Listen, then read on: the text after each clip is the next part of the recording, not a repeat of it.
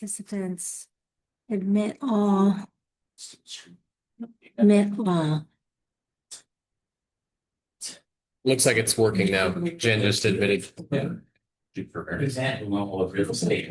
Like, you could get it. I know you're pretty, but if there's a news, not good stuff. I'm just seeing your insights sometimes, but please find it. You understand them. But, yeah, I think it's my day. Next. Okay, let me go grab my binder. Especially only with it. Okay.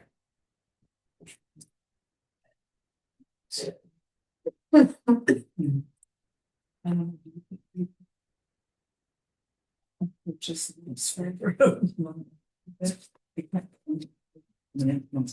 yeah, no promise. It's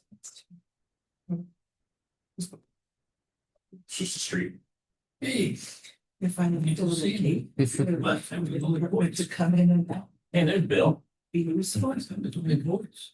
I'm thinking fire code. Sounds like he can hear you. Yeah. They're gonna want. Bill, you can hear us, but could you speak? Could you take yourself off mute and see if we can hear you? Okay, we're not hearing you yet. Let me change the audio. Same as system. Microphone array. Which one do you think it is? I don't know why it's going ahead. You've got it. Here I am. It's an honor to be here. Is he on it now? I am. Yeah. Yes, I didn't change anything. This is my first Veneta Zoom. It's right here, and I turned it on. Laser pointer. Oh, is a laser pointer over there? I haven't seen it. It might be in the bucket down below.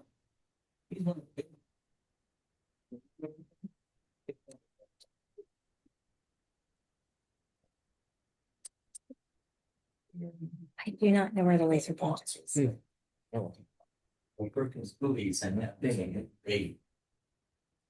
Well, Is it on the ground? Isn't it? It's huge.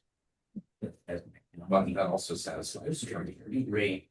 That was like $1,100 an hour. I said, that's absurd. And he said, well, that's bigger 20% of it. I said, well, soak around. Is it in? It's gone. You saw it earlier? You got my heart. Oh, they just want to say that. It's not good in the bike. You don't have to. Hand the name. Thank you. Sanity. Okay, Mayor McCoy, we're ready to go. Yes.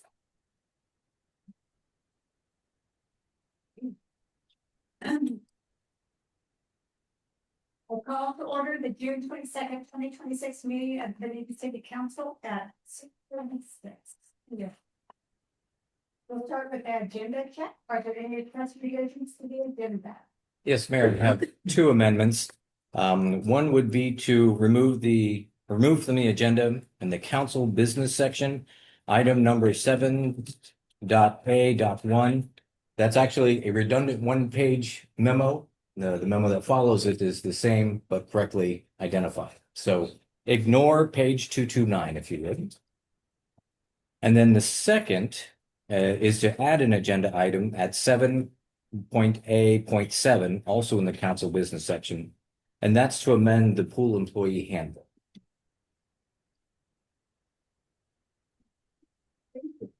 Thank you.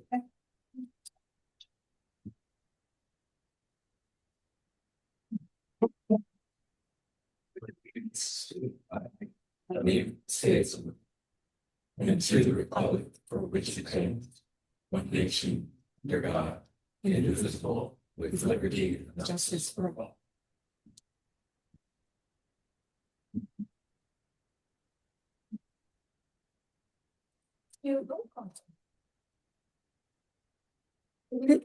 Yes, good evening. Counselor Wright, Council President Coy, Councilor Benson, Present. Councilor Volz, Present. Mayor McCoy.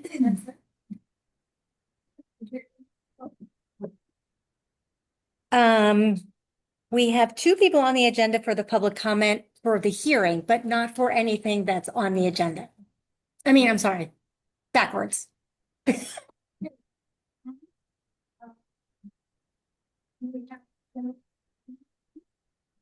Yes, we do. Is he? He is, let's see, Senator Manning, if you want to unmute and let us know you're here and we can hear you, you can begin at any time. Okay, I can look for him. Okay. I am in the waiting room. Hi, this is Sarita Cross. I am Senator Manning's staff, and he needs to be let in from the waiting room. Oh, I'm sorry. Thought I let everyone in. I don't see him. Oh, I'm so sorry.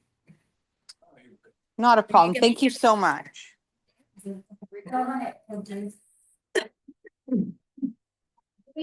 Senator, are you there?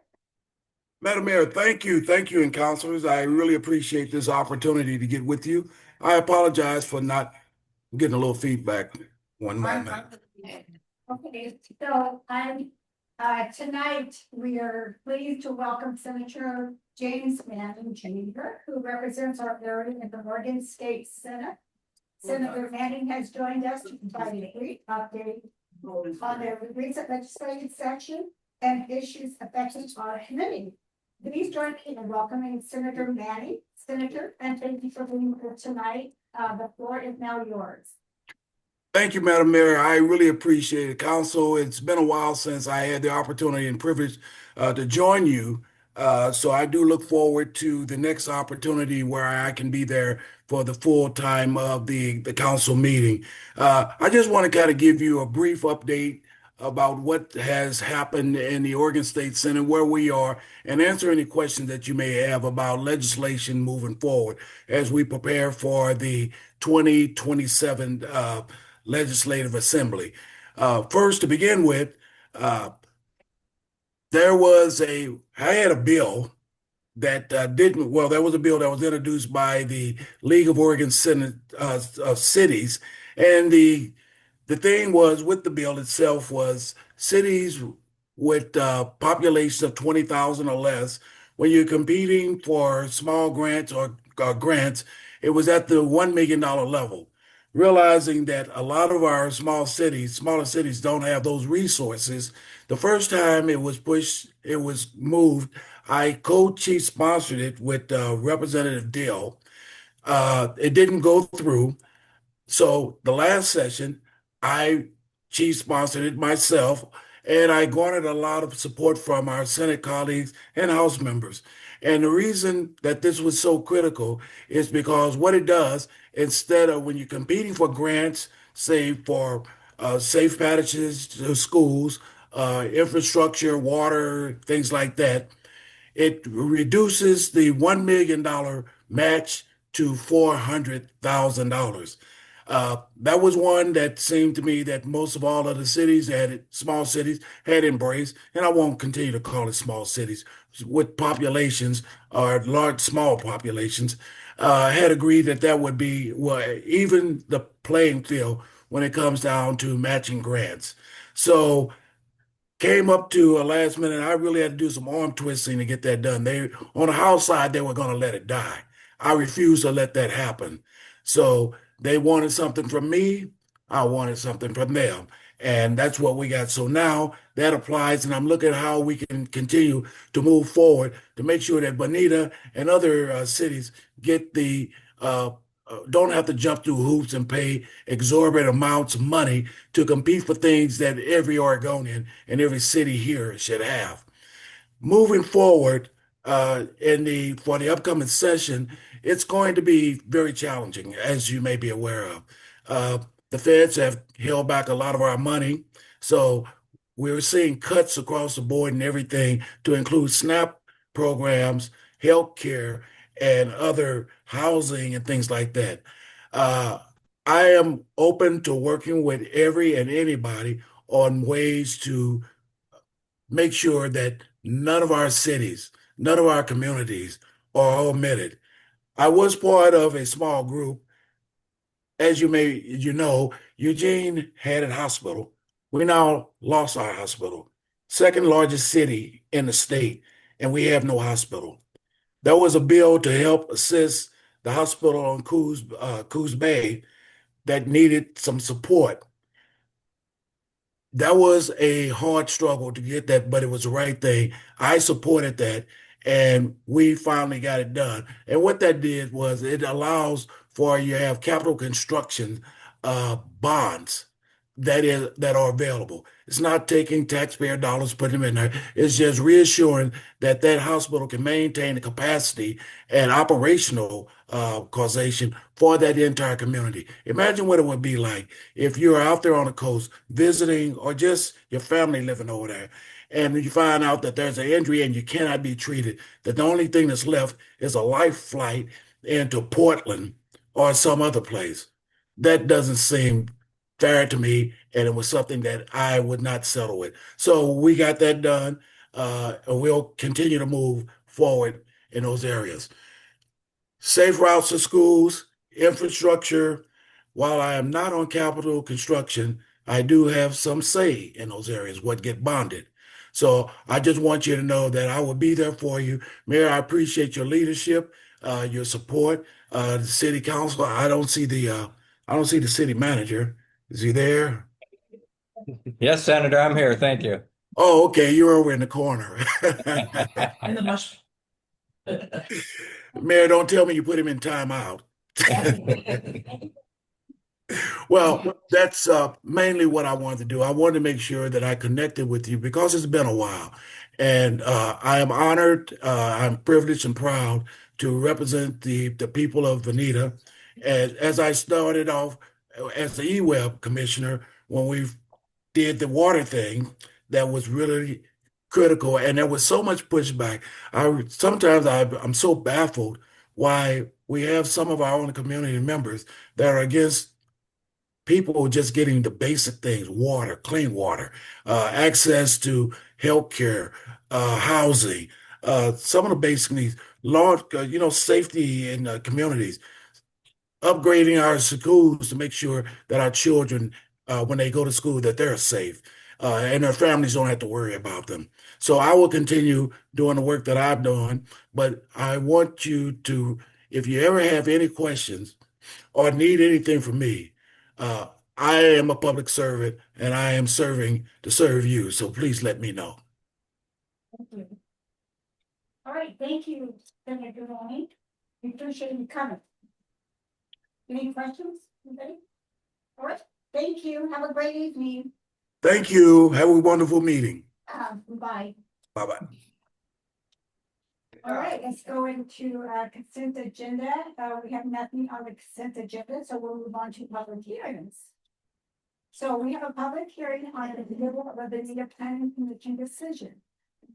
It is 6:46 p.m. I now open the public hearing on file number APP-26-1, an appeal of a request for a conditional use permit, major site plan amendment, and a replat as APR service. Associate Planner Finley, will you please? Oh, before I do that, I gotta hit my again. Associate Planner Finley, will you please read the instructions for this hearing?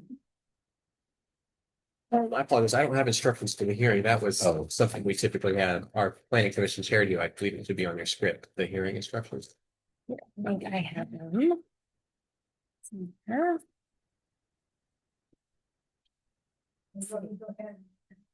Hearing. Okay. Actually, Is it this one? It does read this. actually, do you have his script, the original script? I don't, yeah. I think it's a segment from the script that you provided me. Okay, let me pull it up then.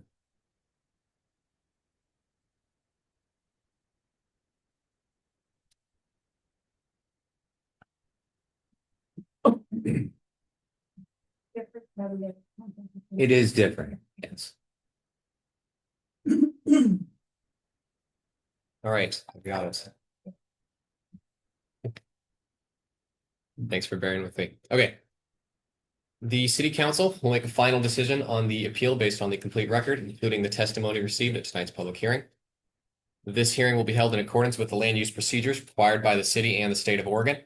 At the beginning of the public hearing tonight, staff will identify the applicable substantive criteria from the Bonita Zoning and Development Code. Those wishing to speak should have filled out a comment sheet or are waiting on the phone. When called upon to speak, please step up to the podium if you are in person and state your name and address for the record. Comments are limited to 3 minutes per person. The council will begin with comment in favor, then neutral comment, and will conclude with comment opposed to the request. The city reporter will raise their hand or verbally warn you when you have 1 minute left. Each person may testify only once unless called back to the podium at the request of a counselor. Thank you for your cooperation. The city council will hear comment after the staff report. Now, Mary, you can read your part. Thank you, Dave.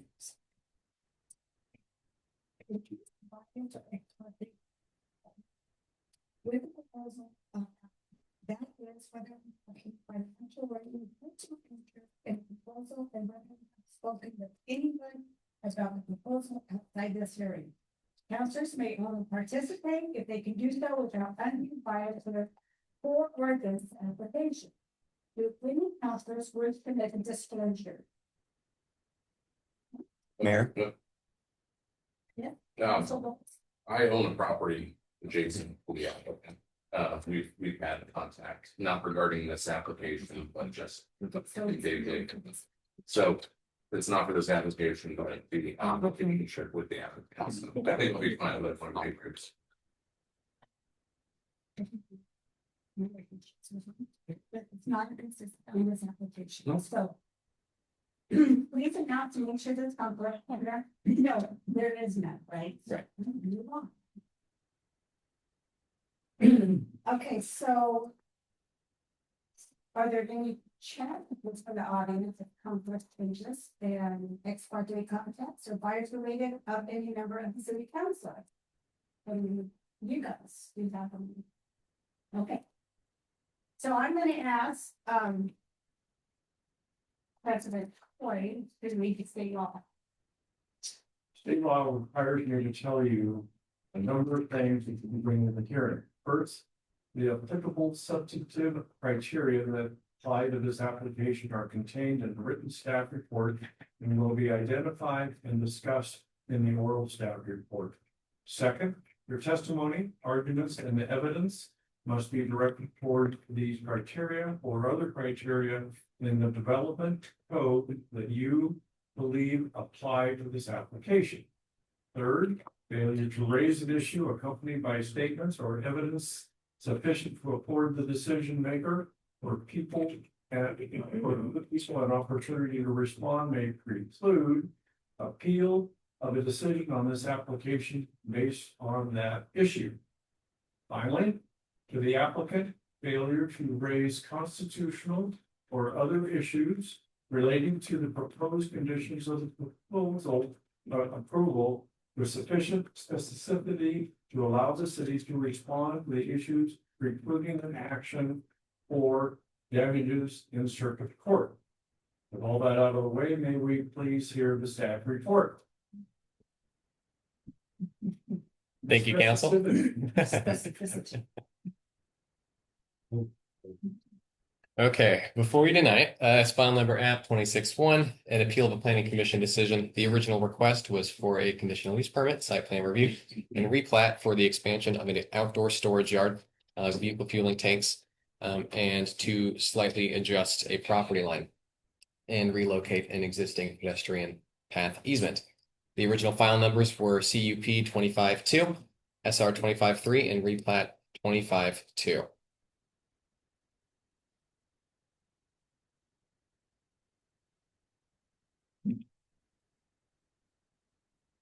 This proposal came before the Planning Commission at a public hearing on May 5th, 2026, where the commission voted to deny the application. Staff had recommended the commission approve the proposal with specific conditions of approval. On May 18th, the applicant filed an appeal of the Planning Commission's decision. The applicant is requesting that the City Council overturn the Planning Commission's denial and approve the application with conditions as recommended by staff in the proposed final order of conditional approval.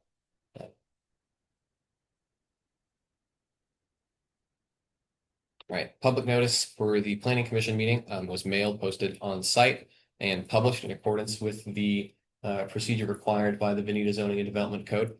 For the appeal, notice was mailed to the original mailing list of the planning commission hearing as well.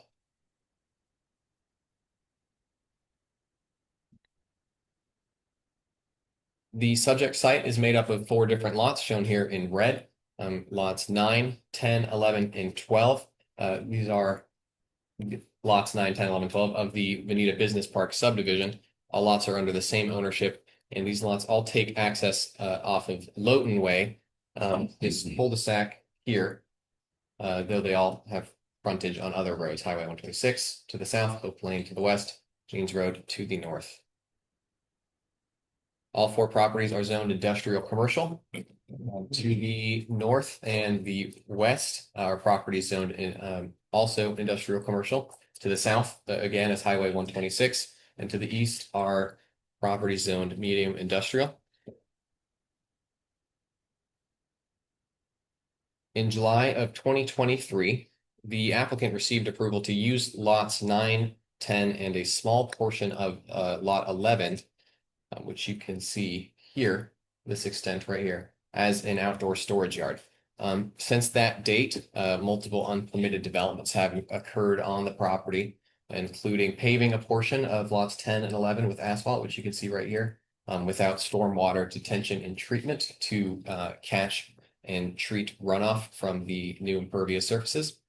Graveling the entirety of lot 11 and installing a pipe that takes stormwater runoff from lot 11 through an existing culvert and outletting that runoff onto the neighbor's property to the east here, and installing above ground diesel fuel tanks right here.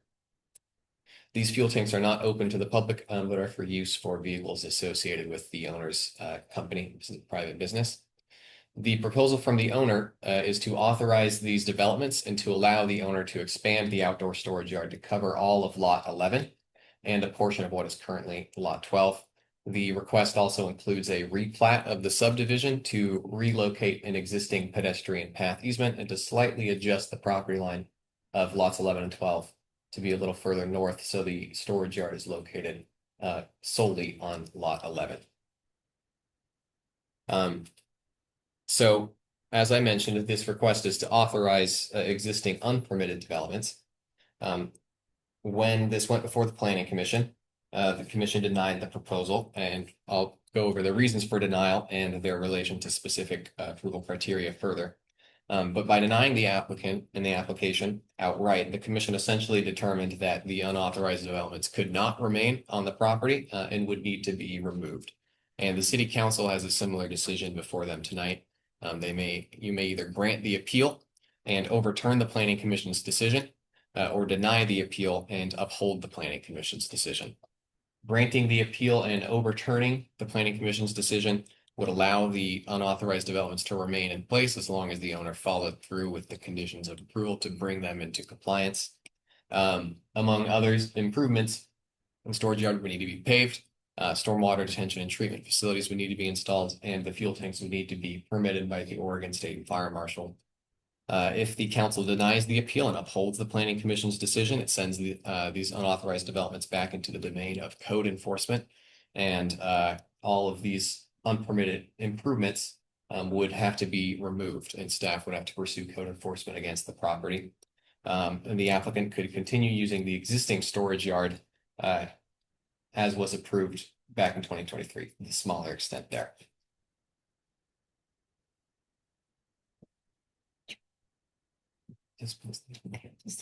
Thank you. In relation to the unpermitted developments, we did receive one public comment when notice was sent out for the planning commission hearing. This comment was from the property owner to the east of lot 12, so these properties right here. Their comment was in relation to a drainage issue caused by the applicant due to graveling the entirety of lot 11 and installing that pipe that I mentioned that directs stormwater runoff onto the property to the east. The applicant's complaint states that they are now receiving much more runoff than they were before these developments. the applicant's grading and drainage plan and stormwater plan as part of this proposal does not call for directing runoff from this property to this property here. It would instead direct runoff from lot 11 to a stormwater retention and treatment facility that then connects to a public stormwater main in Lowton Way, where water would then enter our public stormwater system rather than being directed to the neighbor's property to the east. If the council grants the appeal and overturns the planning commission's denial, the drainage issue will be fixed if the applicant complies with the plan that they've submitted. If the council denies the appeal, then once again, this returns to being a code enforcement issue instead. Thank you, Dan. Like we mentioned earlier, when making a decision on a land use application, the decision maker must make their decision based on the relevant approval criteria in the city's zoning and development code. Here are the criteria that the planning commission found were not met that the applicant is objecting to. And I will go over each of these criteria as they relate to the specific issues of the proposal.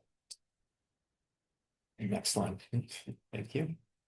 The primary reason they denied this application was because of the presence of those 3 unpermitted above ground diesel fuel tanks on the property.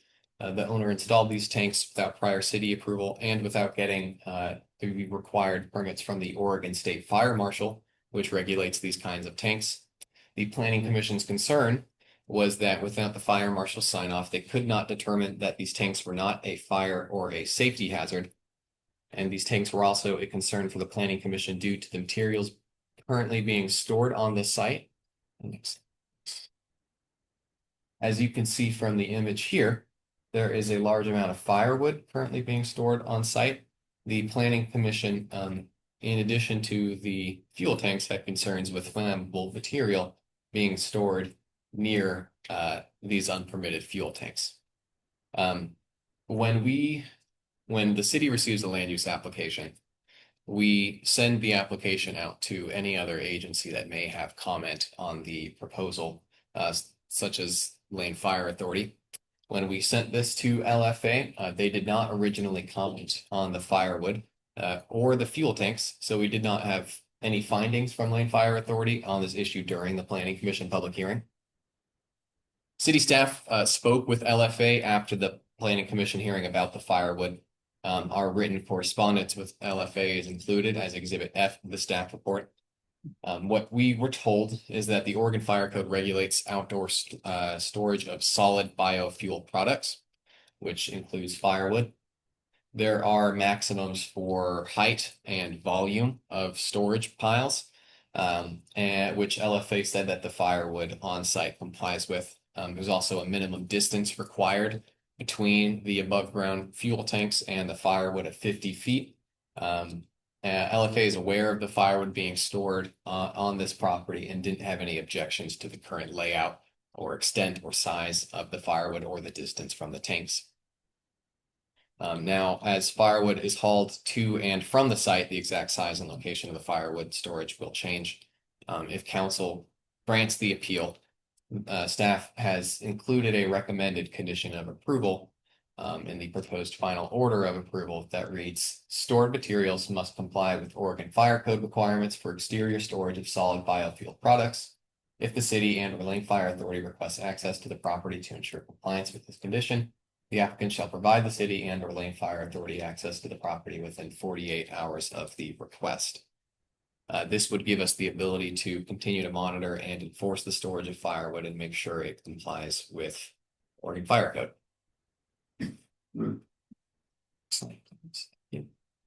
As for the fuel tanks, like I mentioned, these require approval from the Oregon State Fire Marshal, and the Planning Commission based their decision largely on the fact that these did not have approval from the Fire Marshal.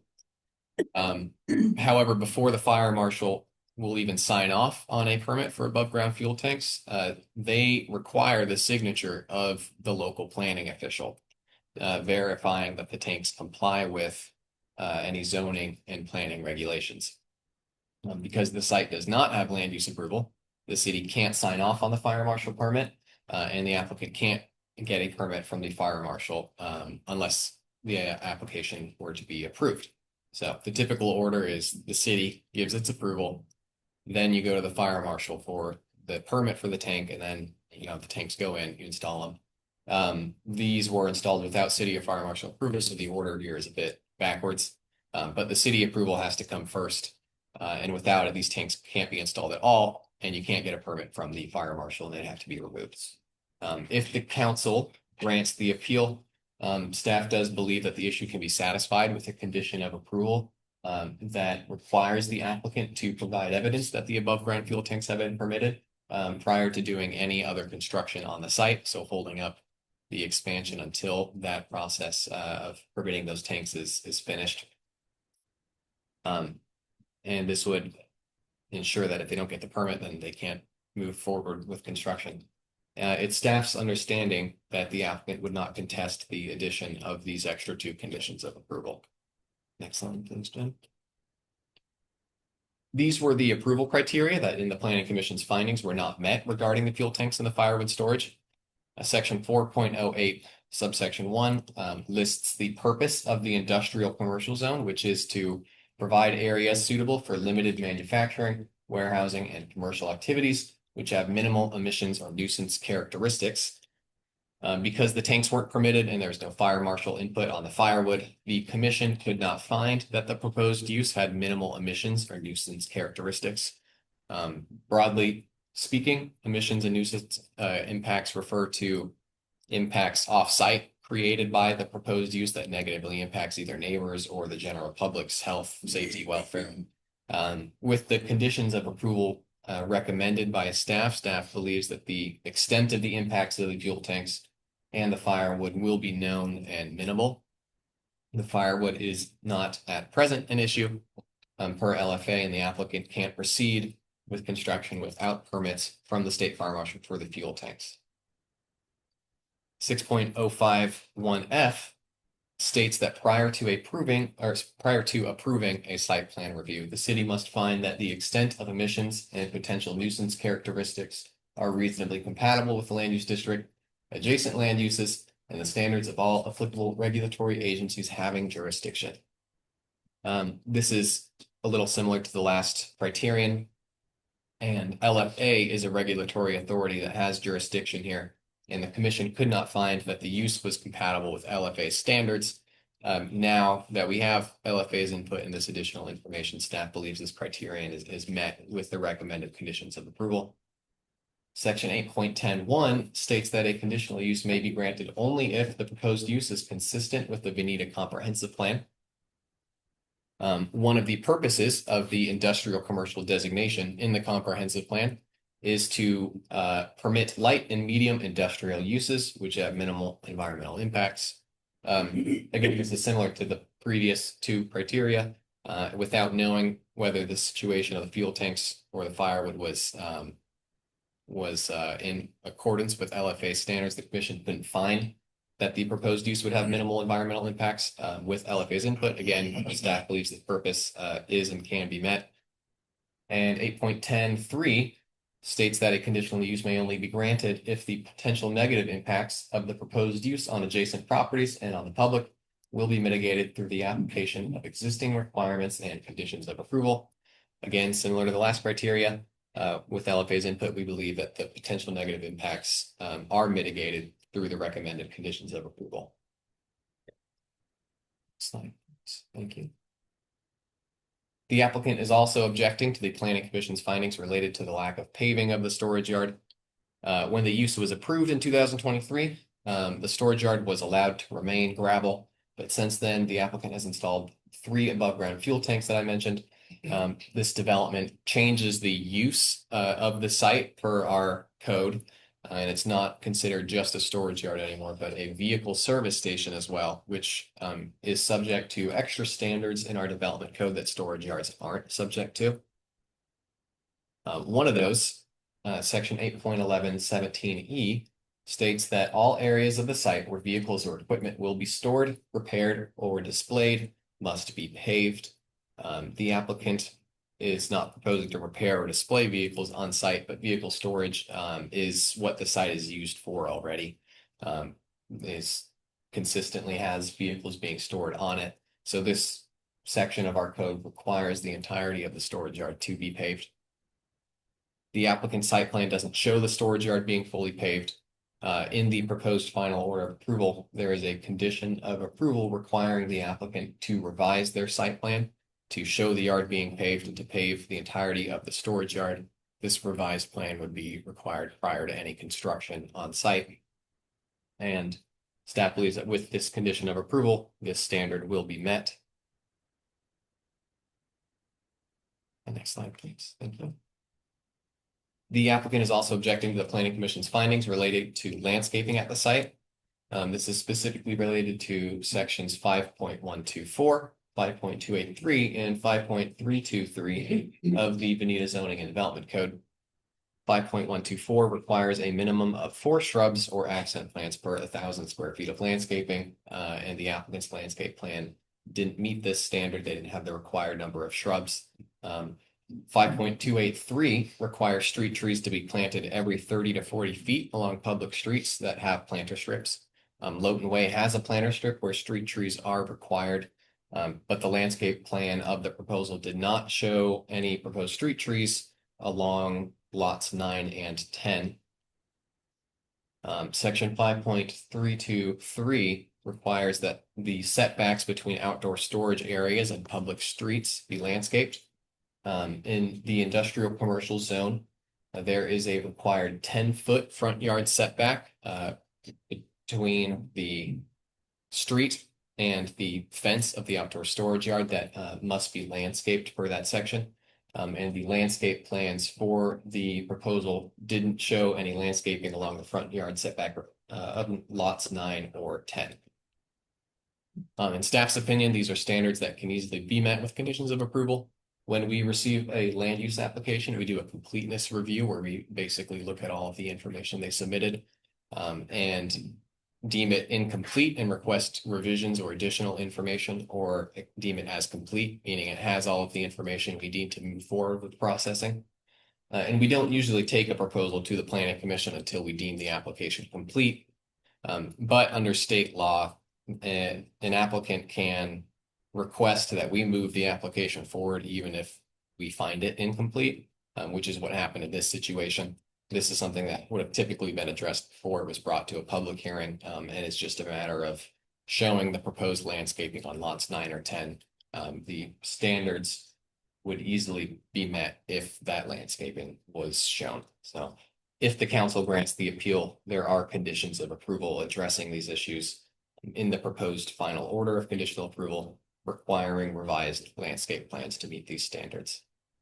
Next slide, please. The council's options are listed in the AIS. There are 2 final orders for the council. Exhibit A is a final order granting the appeal and approving the proposal with conditions of approval. Exhibit B is a final order denying the appeal. You can adopt the findings in these final orders as your own or modify them if the council has findings of their own. Staff's recommendation is to grant the appeal and approve the request with the conditions of approval specified in the proposed final order of conditional approval. And with that, I'll turn it back over to the council. Thank you. Thank you, David. Feeling like your department, you guys did an excellent job considering this. Thank you. So, we will now hear public comment on this. City clerk, do we have signed up to give testimony? Actually, Mayor, we start with the testimony from applicant. Maybe.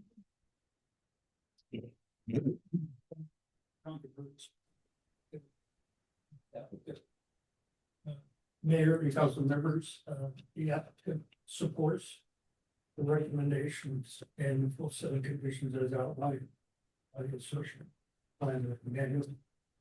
And with the council's approval, the applicant will bring the applicable lots into compliance with the conditions that continue to scope.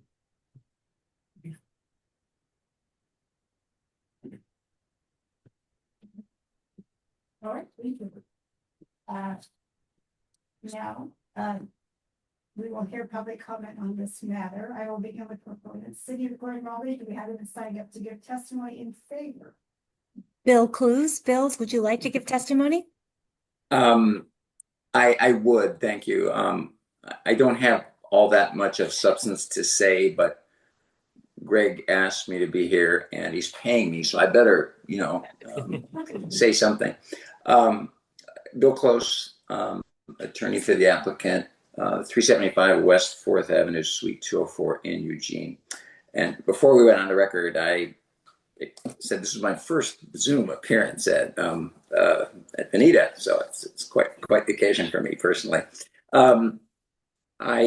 I was not involved in this at the planning commission level, so of course when Greg got me involved in it in anticipation of this hearing, he sent me about 40 emails with all the materials from the planning commission, and I slogged through them all. And my first reaction to it all was I was very impressed with the comprehensiveness of the staff report and of course the staff recommendation to the planning commission.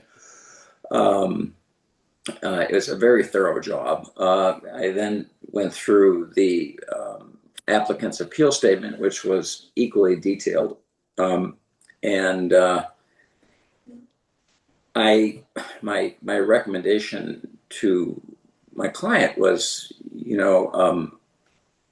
tell the city council and the mayor that the staff got it right the first time around, and really you're okay with all of the conditions recommended by the staff, and so let's get this approved.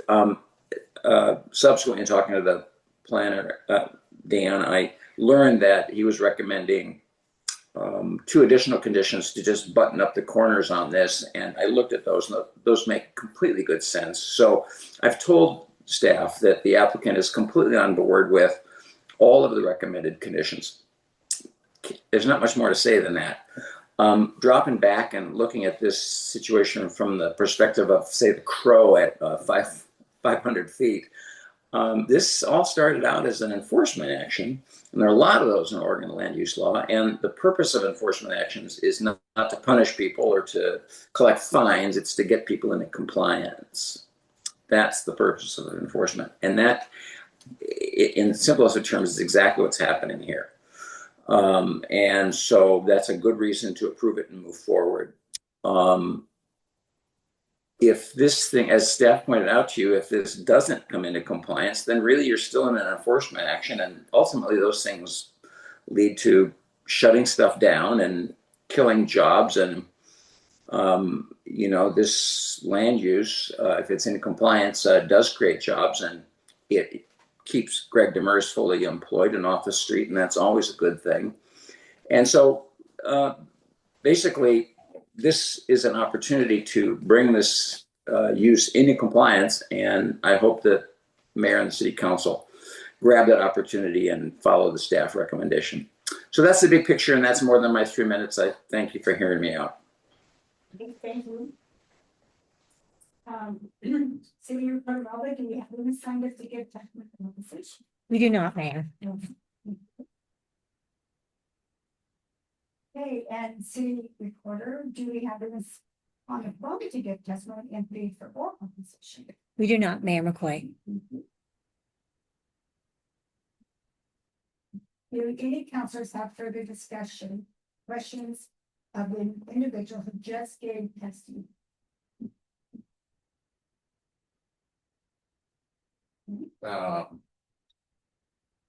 Maybe I got something more for Dave.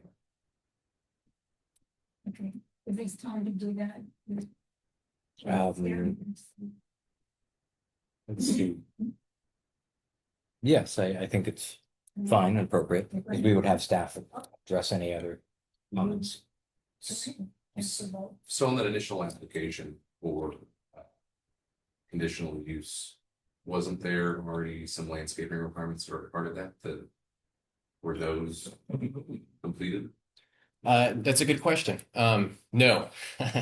When it was approved in 2023, there were landscaping requirements for that front yard setback area, street trees, etc. Those have not been completed.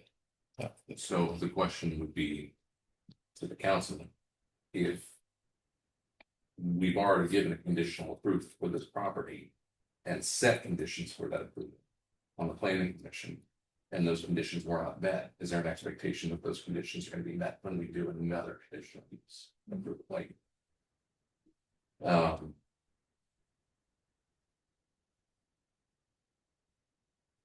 I feel like.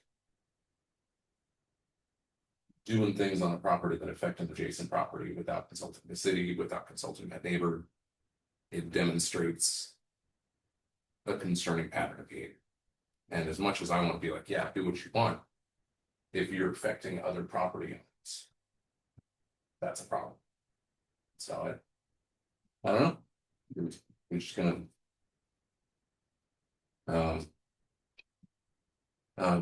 Stormwater. Is there a different requirement for processing and retaining stormwater on properties than, is it different for the industrial zone versus the residential zone? It's the same for each. Post-development flows can't exceed pre-development flows. So if you gravel an entire lot, if you pave an entire lot, that creates a lot more surface runoff that doesn't percolate into the ground and instead flows somewhere. So the intent of our code is to require these stormwater facilities to kind of hold the water back and prevent it from flowing more quickly or with more volume than it used to on neighboring properties. There is an existing culvert underneath that driveway that did take some water onto that property to the east, not all of lot 11. And when it's developed, or if it's a code enforcement issue and we require all of that to be removed, the drainage issue should be fixed. If it is developed, that, like I mentioned, that storm facility will connect directly to the storm main rather than directing that runoff onto the neighbor's property. But are they gonna be required by the conditional, or the recommendations of the city to have any stormwater processing on site? Yeah, their application includes stormwater facilities for all of the impervious surface on lots 9, 10, and 11. There's one facility that'll handle everything on lot 11, and then one facility that'll handle everything on lots 9 and 10. Okay. It's in their plans, so we didn't need to condition it. Okay. Do we have a time frame as to when they will be in compliance? No, we don't. Because as Councilor Bolts pointed out, I mean, it's 3 years ago that they had a conditional use permit to do and didn't do it. And my concern is, do we have any kind of a time frame for when this is to be in compliance? I would think that would be in our findings, wouldn't it? Well, it's tough because the approval criteria don't really get to or address how likely an applicant is to follow up on something. So it's difficult for us to make findings on that and condition an approval on that accordingly. Part of the reason why it's been so long is this application has been a long time in the making. This current version was submitted last November. But before that, they had applied for this expansion all the way back in 2024. So it was we knew they hadn't quite followed through with everything, but the path that it was on at that point was we were going to get this expansion and then they could do it all in one fell swoop. And then for various reasons, it got stuck at the staff level, ended up expiring. So if this were approved, we don't have anything in the conditions, but we'd certainly have to keep them on a much shorter leash, so to speak. But then it stops being a land use issue and it starts being a code enforcement issue, which doesn't do much. So do you have a plan then for getting all of these conditions in a time frame? I mean, we're talking a year or 2 years? We had a structured plan in place starting right after the first approval.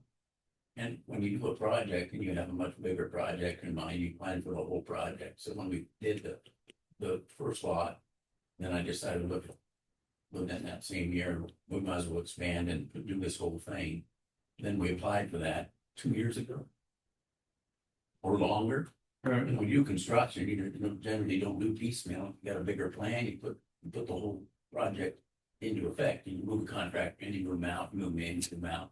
It's very expensive. So we've been trying to get this approval thing in place for, seems to me like years. Okay. And just so you know, the big thing that was made in that planning commission that I was in here, the testimony by Lynn Goodman and someone else on Zoom, said the fire tanks were a hazard and they were compliance, it was gonna cause a fire, it was gonna burn down, and we had firewood. Just so you know, I'd already talked to the state fire marshal, they'd already come out to the property. Other than not getting a permit, which I know what we should have done. Nothing out there is non-compliance with state fire code. But you have to pay. You have to pay to be right around. That's a city requirement. I'm just saying from the fire marshal. from the fire marshal's one, there is no safety hazard out there. And yet that's what the planning commission did to hang their entire hat on, was we're gonna have a fire, it's gonna burn the whole thing down. We'd already been talking to the fire marshal code, but once again, you can't get a fire marshal. You can't get a fire marshal to approve something if the city hangs it up. We have that approval thing. You brought it in here, Danny won't sign it because anyway, this stuff is just long drawn out. Now admit, I move at warp speed, but when I get something done, I just want to do the whole thing. And this has been hung up here in the city one way or another for several years. That's my opinion. Right. So the time in between that 2024 when it was first submitted to 2026, was that when the fuel tank was erected, or was it prior to that? No, it was after. It was after that. Okay, so it wasn't approved and you erected it anyway because you had the fire chief come and verbally say it was safe. No. No? Well, we put it in, we put the tanks in. They met state fire code, then the state fire marshal came out and looked at it, because the city said, look, if you have to have them, that you didn't get a permit, we didn't get the permit to put them in, even though we put them in as built according to state code, it doesn't matter, we didn't get the permit, I failed to pay the money to get the permit. That started the problem of the fire tanks, but what's out there, the as-built that's out there is meets code. State fire marshal code. I understand Now, it. what he was talking about was, you didn't put the landscaping in. Well, we figured we were gonna landscape this entire project, put it all in, landscape it all in and do it all at once. And like I said, this has been going on for several years. I think my point was that it didn't go at the speed that you wanted it to. And so you went and did what you wanted. I never applied, I didn't know you had to have a Okay. permit to put in the tanks. Yes. No. But the planning department did not approve what? In the beginning, We because of the fire tanks? didn't approve the installation of the fuel tanks because it comes with additional standards. So we didn't hear about it until it had already happened. And then when they came in to apply for this, they said, we see you have these fuel tanks, now's the time to get this into compliance. So we hadn't previously approved the fuel tanks. For both the city and the applicant, when really, I don't see it as a positive at all. Because they weren't in compliance, they didn't get a permit when we would expect everyone else in our community to get permits. And now to get it enforced, we must approve this, is that correct? So if this appeal is approved, then the city then gets the things that they had originally asked for when they came to the planning commission. Is that correct? The things that we had originally asked I mean, for. as far as compliancy and it having Right. to be approved. Yes, So that's. It's a yeah. win-win, right? The intent is to, I mean, you have two code enforcement paths. You have approve it, and then we have a specific set of plans that we can hold them to and say, hey, you're not meeting this, and kind of hold their feet to the fire that way. But let those things stay as long as they do the work to bring it in compliance, or go the other route, make them take it all out. So they didn't yet. Yeah. Yeah. And we are offering them an opportunity to do that. That they didn't do prior. Yes. Okay, I just want to make sure I get to understand this. Okay. Any other questions? Oh, yeah. Sorry. So was there an original stormwater plan before that application in 2023? No, the city had typically required storing facilities for gravel storage yards. But now that it's proposed to be paved, it's considered impervious surface. So is the current plan, and I'm not certain if the correct question too, is the current plan to put a swale on or in that paved area, to cut it out and then dig it out and then put a swale in there? Yeah, I don't remember exactly what type of facility it is, but it will take up some of the space that would otherwise be the storage yard. Yeah. The facility that is planned right now is underground. Got it. Okay, so it would be paved over and it wouldn't take up any additional space. I think goes into the catch basins in the facility. The stormwater does what it's supposed to do to the facility, then the discharge. I might add that,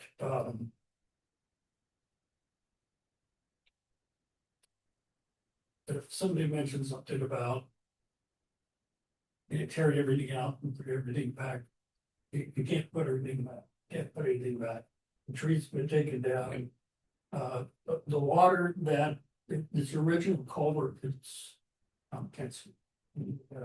Our drawing's not there, but there was a culvert that ran from lot 11 over to the neighbor's property that was already there. And there wasn't a lot of runoff because there were trees and roots. And what have you. So the water that went on into the neighbor's property was marginal. There was never any question about that for years. Well, okay, the work has been done without approval, but we're trying to get fixed. So the trees are gone, the gravel was there. The assumption was that because of lots 9 and 10, the drainage was not a problem. It's soaked into the gravel. We never had an issue with runoff. But when the unapproved gravel was put in, all of a sudden it didn't sink and it ran off. So we had a problem. So the owner tried to resolve that by putting in a contained swell of rock, but it still did not solve the issue. So the water is still, there's, flood water is still running off on the property. So if, I think what I'm trying to get at here, if this is not approved, if this permit is not approved, this condition is going to continue. And you can take all the gravel out, but it's still not going to go back to what it was before. You should have more water running through that culvert. So to me, by denying this application, that problem still exists. They do leave, the owner kind of has his hands tied, he can't do anything. Can't put one water facility in. The application was denied. So what I'm trying to say here, we're trying, as Greg mentioned, we're trying to get this all resolved and we can compare everything according to the conditions of approval, and everything meets what it's supposed to be. One more question for you, and you may not have the answer, but there's an existing, everybody can answer this. There's an existing installed chain link fence on Logan Way, right? On their property, yes. Is that But it fenced the current extent of the storage yard. Yeah. Is that setback consistent with city requirements for that area? Okay. So, and like for me, that demonstrates exactly what you were saying, which is you were in the middle of a project and all of a sudden you had a vision. And if you'd have set the fence in a place that's inconsistent with those requirements, that demonstrates good or bad faith.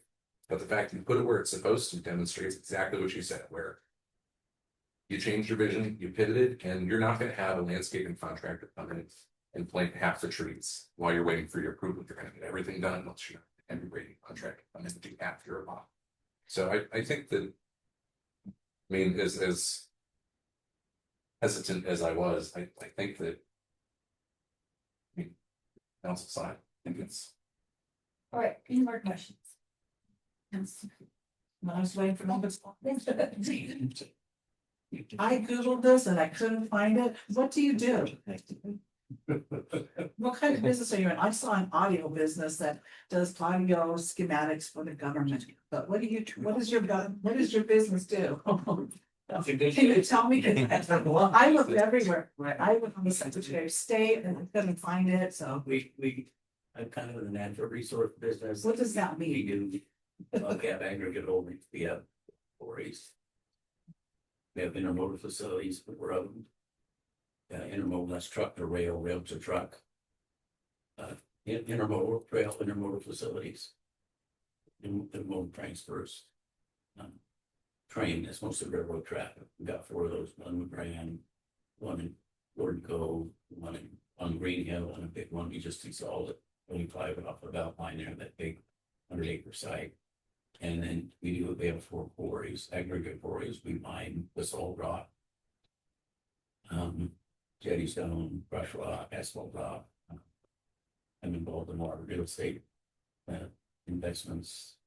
So you've developed a little plan before. Yeah, in both domestically and of course in Hawaii. So can you I tell do me, real estate. like, what's your rationale for like doing all this stuff, putting fuel tanks in here? You develop, you're a land developer, you know all the laws. What was your rationale for not getting it permitted?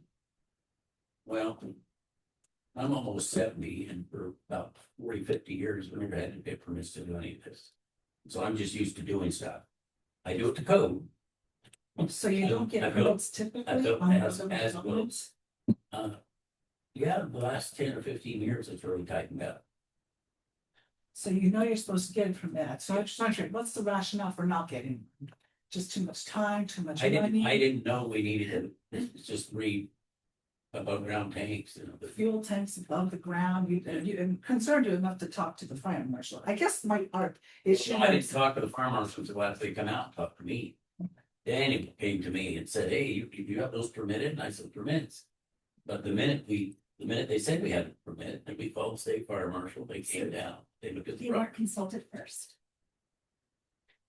Well, just the whole problem with this, I mean, for some of us, is that you're a land developer, you've developed land before. You know what the rules are, at least in the last 5 or 10 years. I don't know if you've never put a fuel tank in ever before. No one's just ever asked you for the permit Never. or never found out that what's happened. It just shows like a ask for forgiveness later type of attitude, which is, you know, I don't know, it's just the show of good faith there. I mean, there's just something is missing. It's not lining up. I mean, I'm still going to probably vote to approve this. I'm just trying to get across to what people's problems are. The second thing I want to know is, why did the planning commission not approve this? What really happened? I didn't read their agenda notes. Can you tell me why they didn't approve it? Yeah, their biggest concern was the fuel tanks and the fact that we didn't have any input from Blaine Fire Authority on the firewood and whether that was a safety hazard or fire hazard.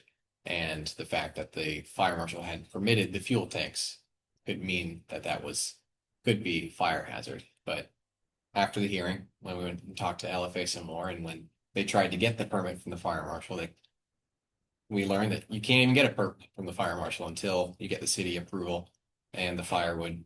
With LFA's input, now we know that isn't an issue, at least right now. So. So do you think the planning commission would approve your resolution to this? I mean, I feel like you're asking me to go against the planning commission and they're people who know things that I just don't know. And so I'm wondering, like, if this went before them again, would this get approved with the conditions the city recommended? We didn't have anything in our staff report about it at the time. We kind of threw out the suggestion of adding extra conditions to address them. But the commission just wasn't interested in them. I can't say exactly why. Well, I appreciate that, that we do have experience matters that can see over the planning commission. So I appreciate that. So you feel like the judgment of the planning commission is incorrect because you're going against what they recommended? Not necessarily incorrect, but now that we have more input, I think the picture is clearer. Okay, so if this went to the planning commission again, this will probably get approved. I don't know. I don't know what they would, yeah. You don't know, so you forget. And Was there they- some reason why you can't take this whole thing to the planning commission, have them approve it, and then we're done with it? And that way I'm not working against the planning commission? I'm not voting against them? The council has the option to remand a decision back to the planning commission. The problem becomes meeting our statutory 120-day final decision deadline. Because then you send it back to the planning commission, they could appeal it right back up to the city council. And then that doesn't give the city enough time to issue our final decision on it before that 120-day clock by the state runs out. And then we get in big trouble if we don't meet that. So, yeah. I just wanted to flesh that out and just like. They usually just don't vote against the planning commission. I mean, I'm not like that. I never. I wouldn't do it. Well, I actually appreciate that, what the job that you guys did to look at it, to see the difference and come up with this solution, so I appreciate that. So it looks like, that we heard from the staff, and we had a rebuttal, sort of, right, over there, and we had deliberations. If I can add one more thing to your question quite earlier, about timing and the timing of proposed improvements. I might not have given the full picture. There are a number of conditions in there that we require the applicant to follow through with all of their improvements prior to beginning use of the expanded storage yard too. So that is the one leverage point we have where we say you can't move forward with your expanded development until the landscaping is in, trees planted, sidewalk built, et cetera, stormwater facilities. So. And you guys understand. Substantial. So thank you, and we can resolve this with them and. Get the permits that you need now. Yep. Okay. Sounds good to me. Real quick,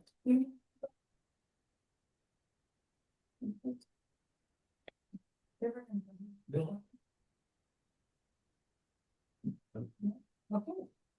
So I now close the public hearing in the record for appeal APP 26-1 at 7:40 p.m. City Council will now proceed to the issue of consideration of the successful. My council may only go regarding governance. So we're going to move over. Doing nothing. I make a motion to approve the appeal and approve the ATR services conditional use permit, major site plan amendment, and replat with conditions as specified in the final order of conditional approval. Do I have a second?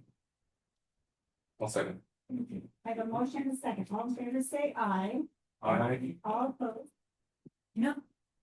So 4-1, motion passes. I mean, I hope you can think about this in the future, you know. There's coming some time. There was a lot of what we did. A lot of to get here, around the things. Okay. Thank you. Thank you. Thank you, guys. In terms of budget matters, city administrator, please present your memo. Thank you, Mayor, members of the council. This is our annual tradition when it comes to budget season and budget time. We have some official actions to take required by state law. So the first one is to have the city elect to receive state shared revenues. Hopefully my memo briefly summarizes that for you. You may recall that we estimate the city to receive approximately $547,000 in shared revenues from state gas tax, cigarette tax, marijuana tax, liquor tax. And so a city must state a declaration that we elect to receive those revenues. And that's basically the substance of the resolution before you this evening.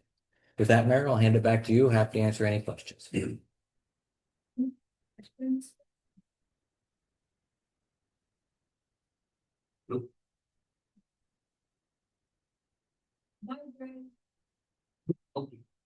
No, one, Oh, one question. one question. Any cities ever take state? Is there a reason why we would say no? Because it sounds kind of, I have not heard that story around the campfire. What did you? are there any cities that have just refused to take state? For some reason, why would they do that? Just so you can get it. I guess I make a motion to adopt resolution number 1472, the state's election to receive state share revenues as presented.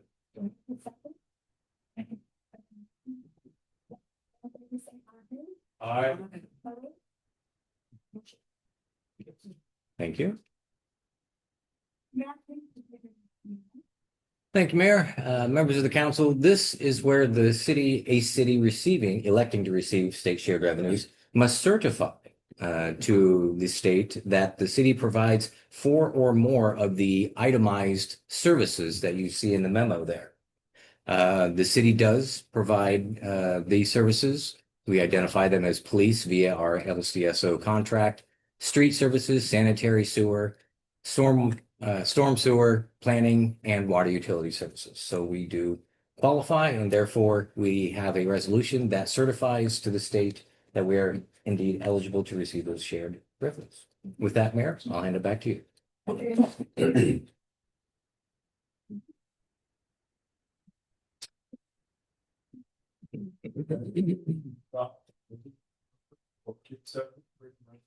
Certifying that the city provides 4 or more municipal services as presented. Do I have a second? Second, I have a first and second, all in favor say aye. Aye. Motion passed. Thank you. Thank you, Matt. Thank you, Mayor, members of the council. We always revisit our fees to see how they match up with the budget that we're planning to put forward. And when it comes to the stormwater fund, over the last 4 years, we have found that there isn't a justification or a need, I should say, for suggesting or recommending to the council to increase the stormwater fee. And so on that basis, this is an action that it's not that you need to take an action to not increase the fee, but I put it forward so that the council can demonstrate to the community that the council does its homework as far as not raising fees impulsively or on a inflation index, no matter what, but rather based upon the need, based that the staff can identify for you and answer questions about it. So consequently, the motion here is to take no action, which again is I believe a goodwill statement to the community that you're paying attention to when the city needs money and when it doesn't. With that, Mayor, I'll hand it back to you.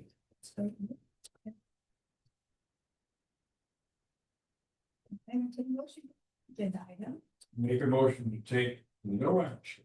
The city stormwater and the at this time. I'll second. All in favor say Aye. Opposed? Motion passes. Thank you. Before I move on to consider budget committee recommendation approved budget, I'll ask if any council needs to declare a potential actual conflict of interest related to the budget. No, you just made a mistake that until period is a contract. Oh, I don't need to excuse myself from the vote. Or- No, you just need to. Sweet.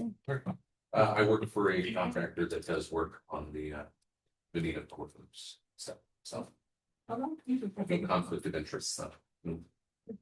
Thank you. Okay, Matt, please present the budget. Thank you, Mayor, members of the council. Well, we've made it to budget adoption time.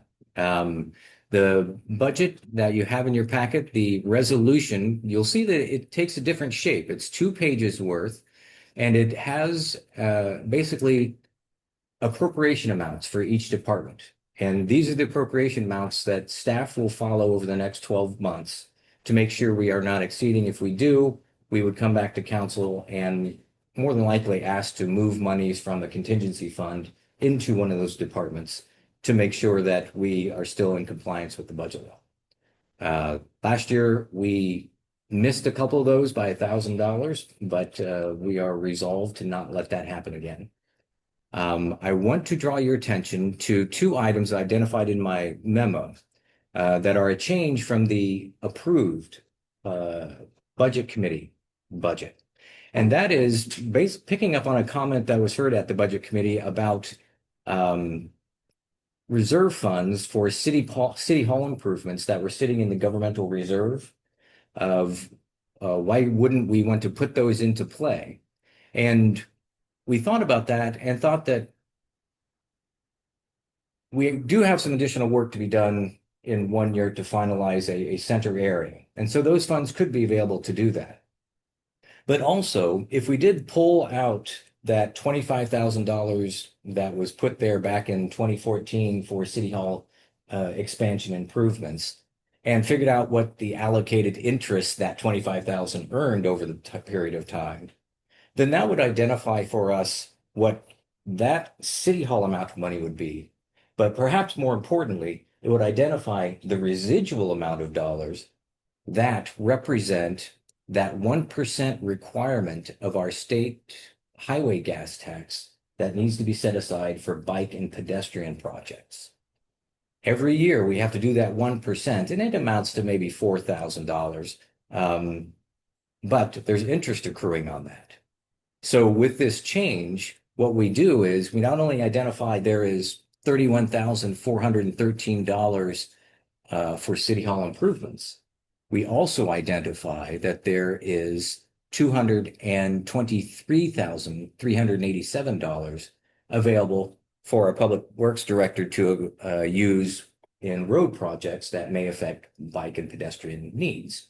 So we're sort of helping open up some transparency in making this move. And that's why we thought that's a good suggestion, and we see multiple benefits from it. And so consequently, what does change in your budget is that the estimated ending fund balance does reduce by the amount of that 31,413, because we're effectively putting it into play as opposed to keeping it in the piggy bank where that bike ped money sits until we do find that project. So are there any, I'm sorry, Mayor, with that, I'm done with presenting the budget. I'll hand it back to you. I'm happy to answer any questions. Seems straightforward. Yes.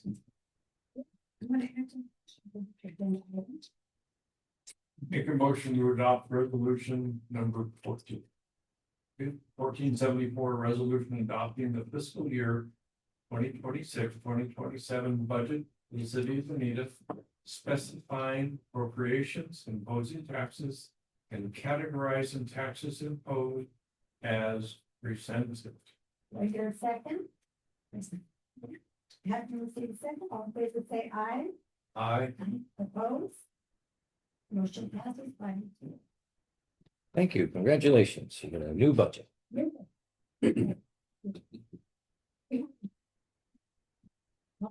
You charges at the park and ride next to our neighbor. Yes. Thank you, Mayor. The owners and operators of the 2 EV chargers that are at the city's park and ride facility adjacent to the Our Daily Bread parking lot reached out saying that they would like to renew their lease with the city, basically on the same terms that we entered into back in 2012. I asked for city attorney's office to review this and offer any suggestions. Didn't have any really made suggestions to make or changes to make. So I thought this was as much an educational opportunity for the council to learn more about where those chargers came from and what do they do currently.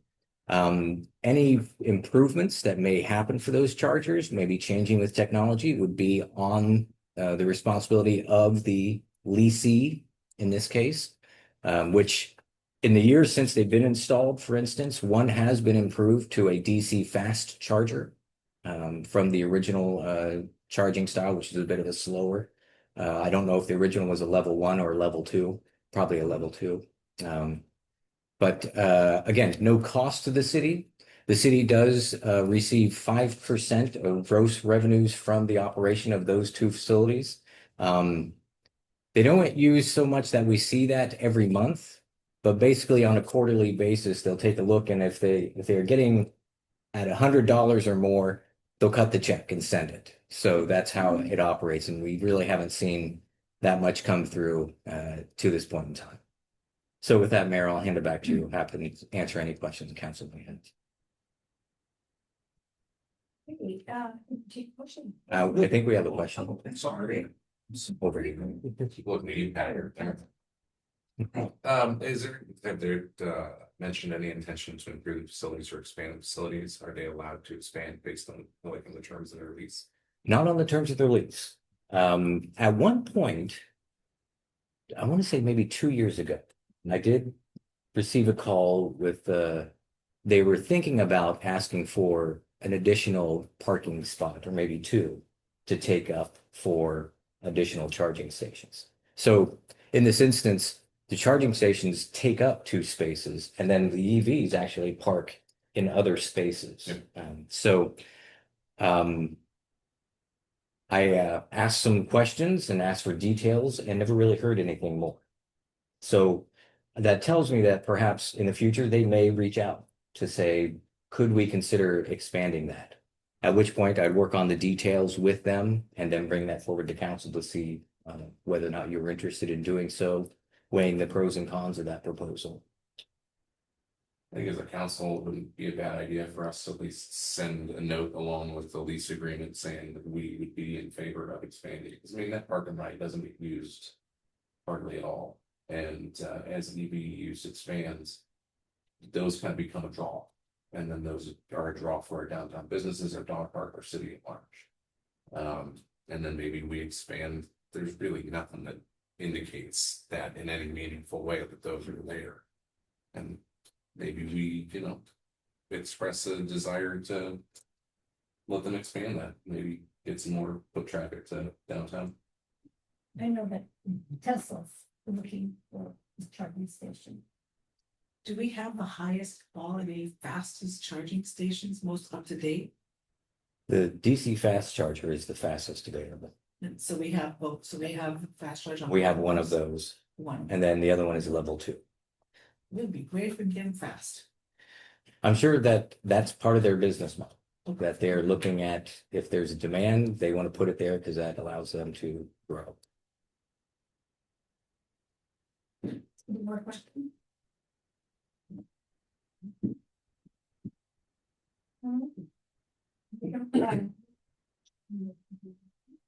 I direct the city administrator to sign the site host agreement as presented. Do you have a second?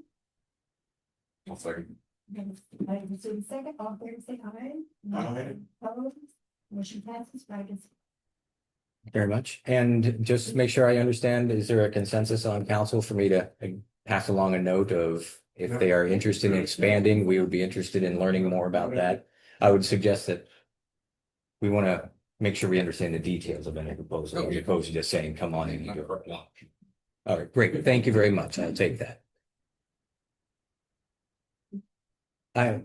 Councilor Wright, did you have a question? It looks like you were about to. With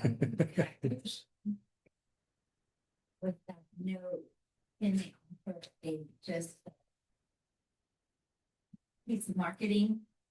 Oh, ask them if they have promotional materials to help them make more Yeah. money and draw people in Yeah. what they're doing. Own self-interest, yeah.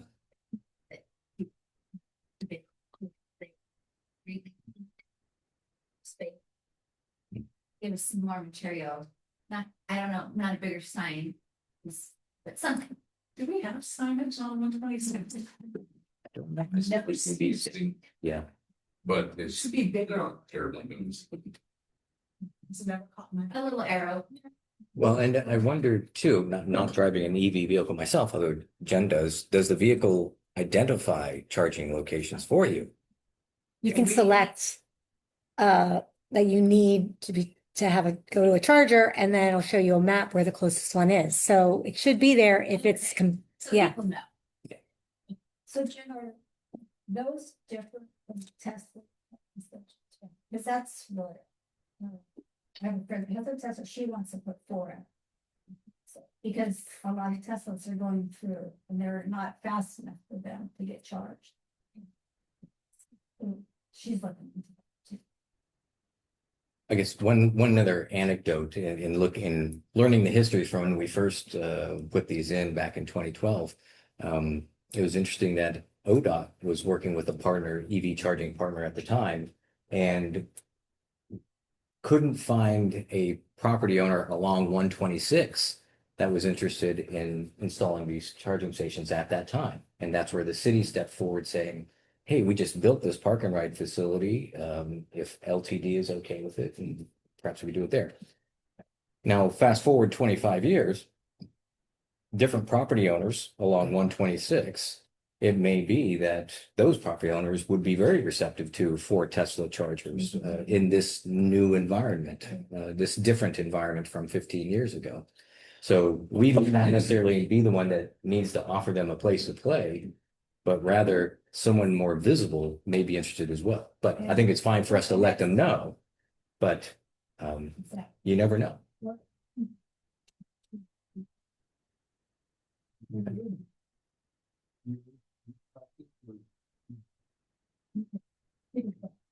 I think we could reach out to John Hammer, that owns a Slane Shopping Center, and say, hey, bud, why don't you put some Tesla chargers in? Well, I guess we can certainly mention it to him, but I would assume any charging company is got a big circle around that property saying, let's call them every 6 months, because it's in their own economic self-interest to find those locations.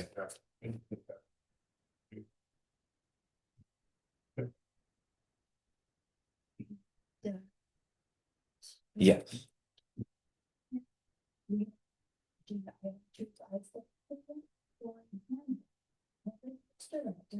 Please present your meeting.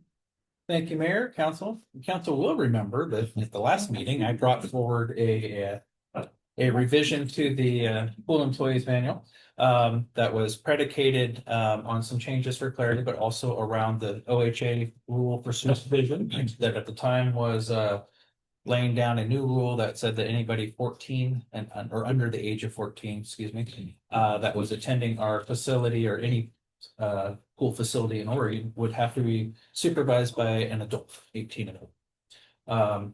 At that meeting, I also discussed that I thought that that was probably not going to be the end rule. And we actually did get confirmation that OHA has changed their opinion on that. They have offered up, I actually just got a thing today from OHA that states that they are not going to be enforcing that rule at all. At this time, they plan to revisit it after. I think what happened is that they had quite a bit of public outpour that Works every time. yeah, that made them rethink that maybe they need a little more process. So at this point, they are not doing that. However, the pool would like to make a change to our rules ourselves, where we are actually anybody under the age of 11, so 10 and under would require an adult supervision. We currently have it in our old handbook. If you go back way back, it was at 7 years old. That has always proven to be a little bit problematic for us. So we would like to take this opportunity to go ahead and get it into our rules, where anybody under the age of 11 must be accompanied by an adult 18-year-old. So that is the change. That is the sole change that we're asking to do. As a matter of fact, in the employee manual itself, we are only changing where it says children under the age of 14. Currently, we are changing it to under the age of 11. Everything else is the same. So.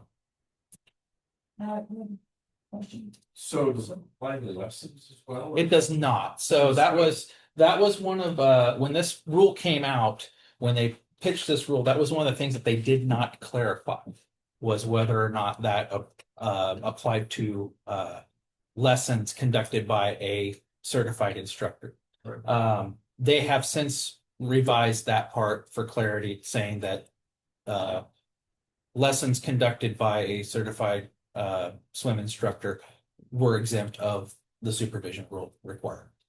And do we have an age restriction on swim team? No, but the coaches are also, they're Same considered, policy. the coaches are considered the adult. Swim team started today. It did. I saw the kids finally doing when we were getting done swimming, and then that swim team. Yeah, those, that was also clarified because that was one of the questions we actually sent, so, for clarity, and that got back to us that the coaches were sufficient, adult supervision for that. So at this point, we're asking to, change what was resolution 1481 and now approved resolution 1487 to repeal 81 with the one change of making it that children under the age of 11 must be accompanied and directly supervised by a responsible adult age 18 or older. Are there any more questions? I missed this. So what's the age restriction? It's, Right now, yeah, well, I mean, what's the proposed age restriction for what job? so what originally happened, what started all this was Oregon Health Authority made it across the Oregon that it was going to be 14 and under. So 13-year-olds and down had to have a 18-year-old or older supervision. But I mean, is this for like lifeguard work? No, this is to attend and swim in the pools. Oh, okay, sorry. Consumer. I was like, No, whoa, this is to that's- use the facility. Got it. No, our lifeguard, have the been age living limits. That was. No, the Oregon age limit for lifeguards is you must be a minimum of 15. Okay. Yeah, no, this is just to use the facility. And then the old rule about 7 years old, like a 7-year-old lifeguard. No, That's no, oh, No, it was, all right. it was, to be clear, this is the idea was so that people wouldn't just dump their kids off. Yeah. At 7 years old and expect Thank you. full staff to be taking care of them, correct? That's why we want to raise it up to 11. Perfect. So that doesn't happen. It doesn't really happen, to be honest, but it's just one of those things. We didn't have anything solid in our books, and we wanted something solid in our books that we could point to when somebody questions us. So that's the whole point of this. I love it.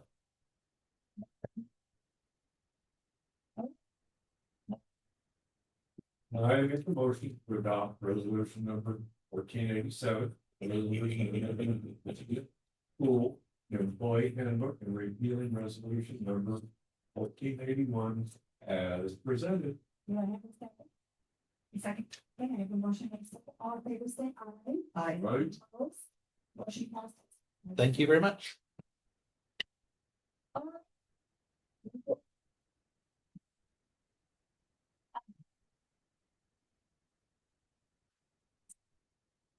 Speak. So let's start with- Did not have the BAC meeting. I did have, an app meeting and I was unable to get on the meeting due to my Wi-Fi where I was at the game. So if council has questions, city manager Matt is on the steering committee, which he actually spoke at the meeting, and you can ask him.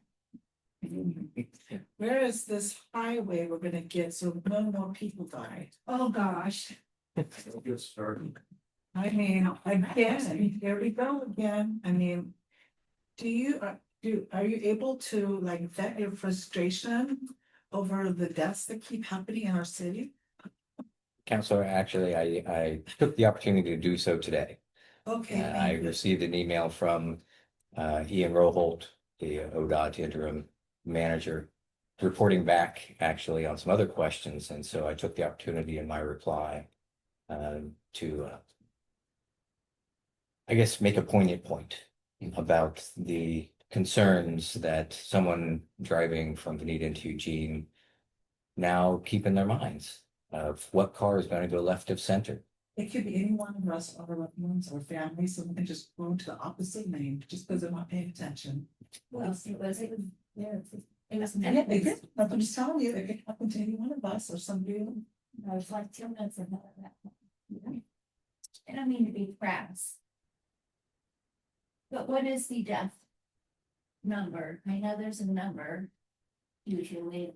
I don't know off the top of my head, I'm sorry. They did do a study when they were doing the 126 research and analysis that got us to this point. They didn't do a traffic study, so they can't reduce speeding, create a special traffic zone. Actually, sort of gets into what I was going to talk about during other, but they did research on the traffic study component, and we had requested one back in 2022. And you have to wait 5 years before you do another one. So the traffic study we didn't find anything that showed a reason to change.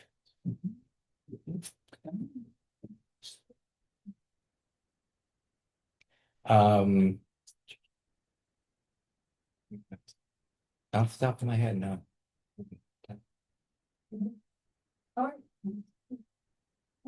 So one is continuing towards cruise in, we're going to be part of the all class reunion coming up. And we're gonna be cooking at the pool for their pool party. And it's like, Okay. well, that's, No, Oh, we had one we had one this weekend. oh, yes. Last Saturday and we. Yep. The pool. And then All class reunion, then there's the second one in July.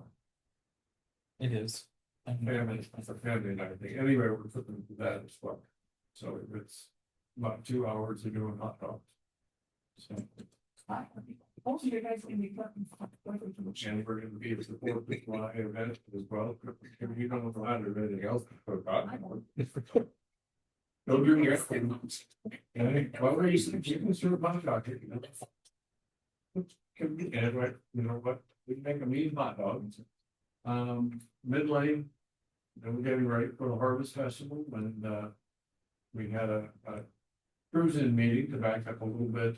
And one of the things that we're trying to deal with is we had 147 cars last year for the cruise-in and we expect more this year. And where are we gonna go with more cars? And so we have a plan under consideration now. We're expanding where we go, but we'll have to bring that forward. So that's really, during the Harvest Festival and the cruise-in, we're pretty much heading into those things. So it's September 12th. That's all. That's your votes. Nope, it's the end of budget season. I've been working it off trying to fix the shooting road chief, so I'm not making it any. Gosh, I'm trying to see what did I already give report on, because it's, we don't normally do this twice a month. Give me just a second, okay, so I guess it's fraud, is that, I can report that there's a possibility that there is a 1 acre plot of land that could be sold. I can't give any information right now because it's still under lock and key. That might cost, it needs a proper assessment, but to the tune of $250,000 or 1 acre plot in the middle of the city that I'm told I could easily get a grant for transition housing for 15 to 20 units and take all of the homes out the street and get them out of lot 400 so that the code enforcement officer at Public Works, the Maine Fire Department and the sheriff don't have to like continually deal with this anymore. So I just want to put that out there right now for start beginning of public records so people can see this could potentially come down the pike. It's a 25% chance right now. That's where my gut says. It's going to take a lot of finagling and you can only imagine what's going to ensue, but that's what I have for you for thought. Thank you. The only thing I need to say is we're getting ready to do our 4th of July celebration. We're still looking for people to be in the parade. I'm hoping Parks Board will be in the parade. They're our biggest sponsor. I'm also looking to see if any of you guys would like to be in the parade as city councilors. Yes? Maybe? I know they're not gonna be right, but if you guys do, I'm gonna put it to bed. Okay, thanks. We have a floor. Okay. I'll get back with you. Well, my okay is like, okay, I'll think about it, but I'm probably, okay, I don't know, it's a little early. That's the parade. Yeah, what time is it? 11 again, that's when the Harrisburg parade is. Oh, are you going to? I usually do. That's hard to get into. Okay. Oh, is it? Well, let us know. Yeah, not at, oh, yes, it's the route. It's gonna be Bronson, like that, starting from the Jack Kelly, like we do with the light trade, and then we're coming down, Jericho and then Broadway. We're not doing any off stuff, okay, so just, nice Broadway, that is. Like 15, 20 minutes? Yeah, okay. Okay, one straight line, yep, okay. And you end up back in Jack Kelly. Yeah, just a little. Yes, it is. And then right after that, there's gonna be music and obviously. Water slide, my kids, and a watermelon contest. A bunch of stuff. And just in the watermelon. Watermelon Yes. contest. Either, where you bid. Okay. Okay. Okay, that's it for me. Let's go in to. Want to know how the pools? Well, thank you, Mayor. So once again, your pool program manager, Stacy Cornelius, has pulled off a fairly minor miracle to get enough staff to get this pool going. It is getting harder and harder. I'm just telling you guys the facts for us to get people. It is requiring quite a bit more of kids don't want to work. And the ones that we have are fantastic. We had quite a few returners, which is excellent, and they're great people. The good news is that we're open, we're running our first lessons session now.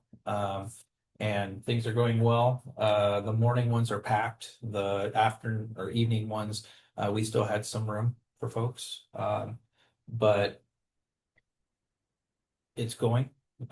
We had some minor issues. I don't know if folks are aware that we lost our cash register program on our computer. The one that had been there since the pool opened finally crashed and died 3 days before we opened.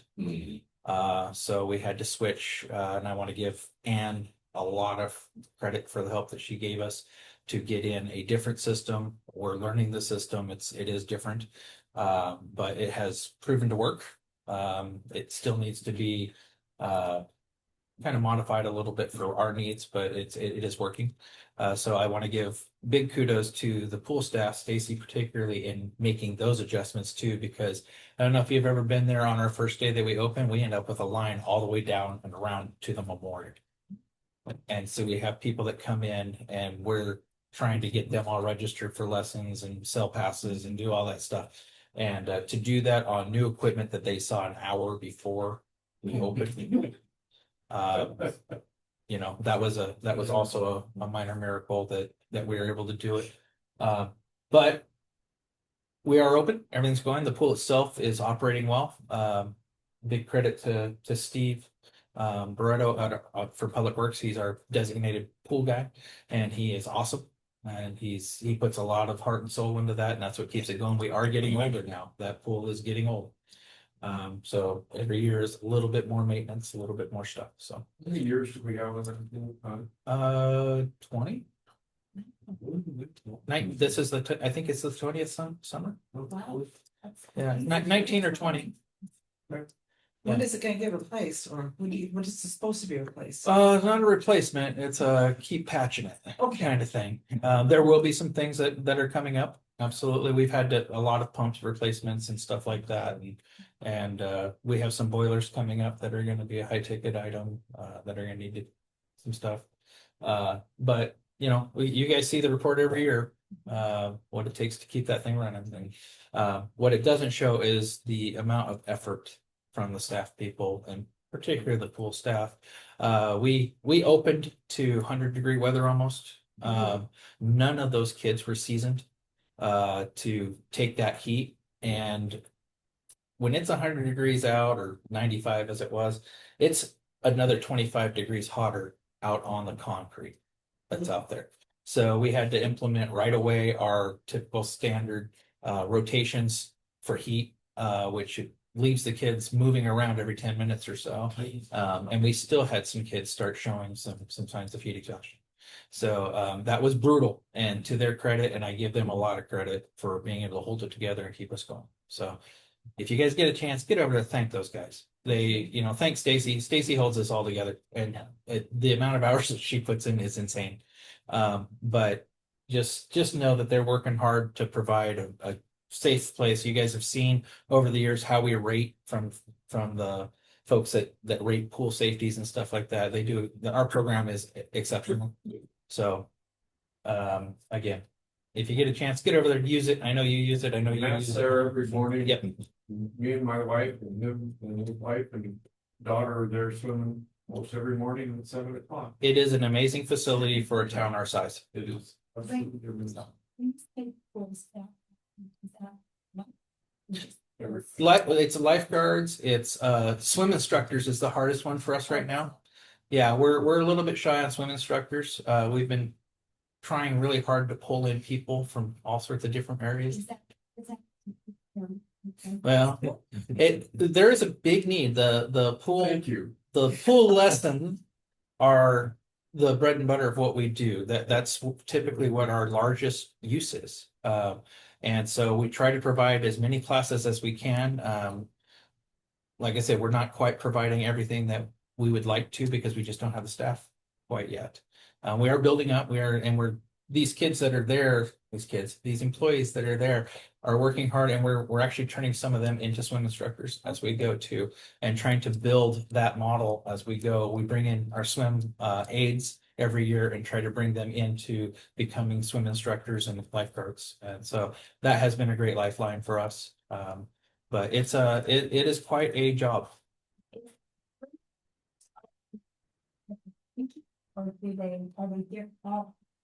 So they can be, once they go through our program, we have set guidelines for each class that you take. So each class has a set of objectives that by the end of the 2-week period, the kids should be able to do. Okay. And it just, once you get in there, you can teach this. We do have more advanced instructors for private lessons. So when we're doing private lessons, which are quite a bit more expensive for people to do, we try to make sure that those people are seasoned well, you know. So. I just wanted to throw out an idea. One of the things that we used to do with other cities that I lived in is partner with the school district or give a partial credit for doing a specific job, childcare, things like that. So maybe it's something to partner with Furman. That's not a bad idea. Because it's physical education, there's business management, depending on what role you're in. We're big in the schools. We recruit heavily. Elmira High School is our #1 source of our. You might generate more interest and better staff if they're getting credit for it. If they're getting credit. Yeah, no, that's actually first I've actually heard of that. Yeah, take a look. Thank you. Thank you, Paul. Appreciate it. Okay, let's move on. Now tell us about the summer meetings. Thank you, Mayor. This is a check-in. So yeah, get your calendars out.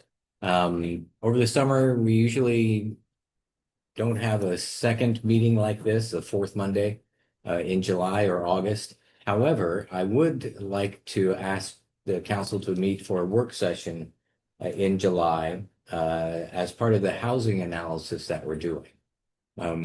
Daniel, can I put you on the spot to maybe just briefly say what that conversation would consist of? Sure. Yeah. Thank you. As some of you are aware, Pat, maybe more so than others since he's on our housing advisory committee. We have a couple of long-range housing planning projects going on right now, simultaneously, kind of almost concurrently. One of them is taking a look at our supply and demand for residential land in the city, examining if we have enough in our boundaries or if we need to maybe expand our urban growth boundaries. The other one is kind of building off of that and looking at our housing development code regulations, whether they're in compliance with state law, and identifying other code changes we could make to kind of reduce any unnecessary red tape or barriers to housing, and then looking at other city policy levers we have related to housing development and kind of figure out what kind of housing types we want, what we should try and incentivize, encourage, that sort of thing. So this work session would really just be kind of an introduction to all of this work and what's going on and what exactly it's going to look like, timeline, outreach, things like that. Would they be seeking feedback from the council or any sort of direction or just sort of understanding the process? Mostly understanding the process, but as we're going through it, if you have any direction, questions, comments, that would be valuable for us and for our project teams to hear. So, if your calendars would be available for that Monday, July 27th, we'd like to have that meeting start relatively earlier than what we usually do with the 6:30. So may I start the bidding at perhaps 4 p.m. Or move forward? Council Vols, I know your schedule can sometimes. I'm down with 4:30. I can pretty much, especially outside of the month, like 4:30. Okay, you think 4:30? Yeah, 4:30. Would that work for the rest of the Earlier council? the better. Yes, at 3 p.m. would be. I'll take bids lower if council is. Okay. All right, good. Well, we'll go ahead and book that then. The work session at 4:30 on the Sounds great. 27th. Thank you all. We'll have our usual August business meeting. Right now, the fourth Monday in August, I don't have anything scheduled. And likewise, the fourth Monday in September, I don't have anything scheduled. However, I just today received the League of Oregon Cities email about their member voting guide, where we select those, our top 5 issues that then the LOC gathers all those votes and finds what their top 5 priorities are for all of the members. We could take one of these fourth Mondays as a work session to explore that guide and those set of issues. There may be 20 of them perhaps. I don't know if you recall, we did this once before where we sort of went through that. Is there any interest to meet, whether it's in that August 4th Monday or the September 4th Monday, to do that? Both would be before the deadline of September 25th when we have to get it into the league.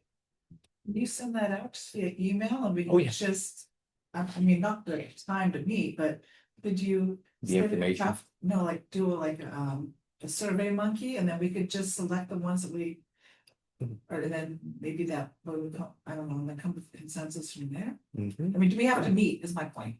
Oh, To come up with a consensus to rate 5 things. yes, as a public meeting and a public body, yes. Yeah. When's the deadline? The deadline is September 25th. I think the fourth Monday.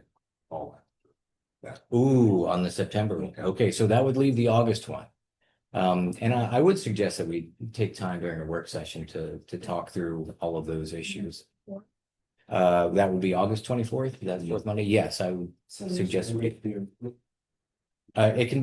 be just you, not necessarily for the public, so 4:30? Oh, okay. So. Counselor Volz will not be able to make that meeting. Nope. So.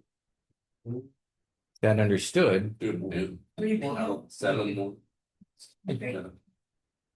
3, okay. My grandma is still. Okay.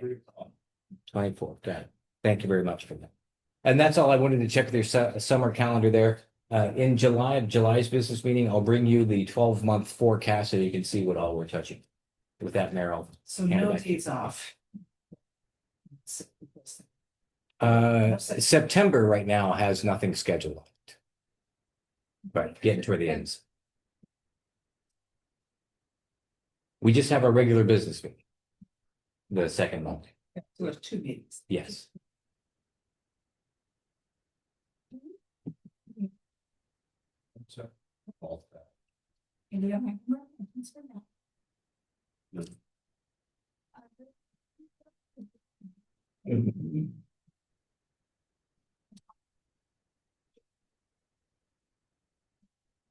Rural agency at 8 p.m.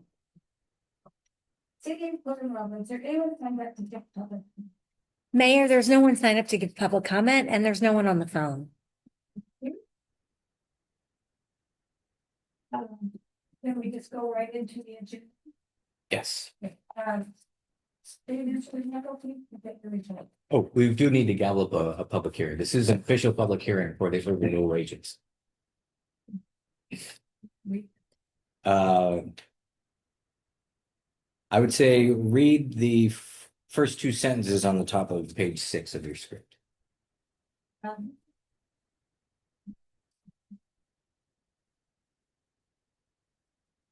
The proceedings will.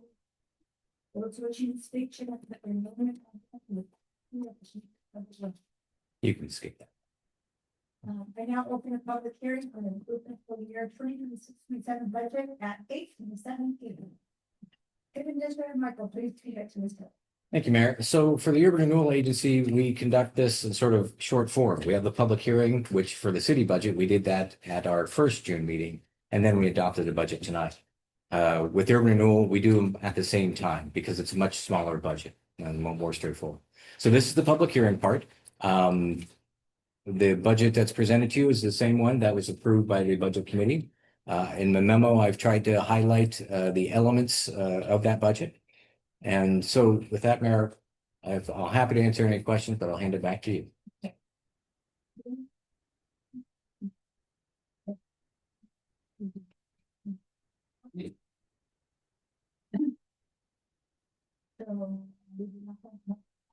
So, and we do not have any more questions.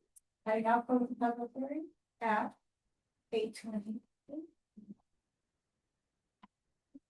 Would any board member like to deliberate on budget? No? Okay, does any board members have any items they would like to move from the consent agenda? Okay, entertain a motion to approve the consent agenda. I make a motion to approve the consent agenda. Okay, city recorder, Robin, we need. Second. Oh, do I have a second? I'll second. I have a motion and a second. City recorder, Robin, please call the roll. Member Wright, Vice Chair Coy, Aye. Member Benson, Member Volts, Chair McCoy. Aye. Motion carried. Next, we have agency budget to adopt. City Administrator Marshall, please present your memo. Thank you, Chair McCoy and members of the board. This is your official budget. So the resolution, similar to the city budget, identifies the department level appropriations that you're being asked to approve. Again, they are the same as the budget committee approved budget as well. And with that, Mayor, I'll hand it back to you. Happy to answer any questions. I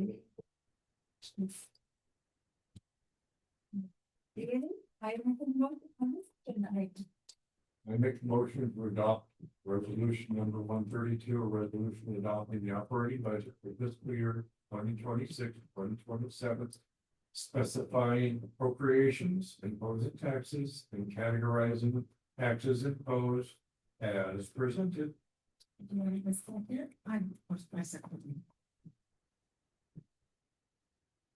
Yeah. Okay, second, yeah, I got it. Okay, motion passed. Right, is there any other?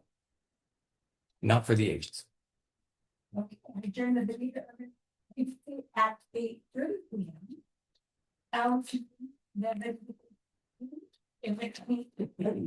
I have 3 others, if I may, Mayor. One, let's see. Picking up from the ODOT conversation, I also received some good news. The federal grant funding was recently approved, so they are now getting ready to move forward with the design, and they'll keep us updated, but no question marks anymore. They are moving forward on the 126 improvement from Houston out to Elmaker and beyond. Any questions? No, sorry, it's not.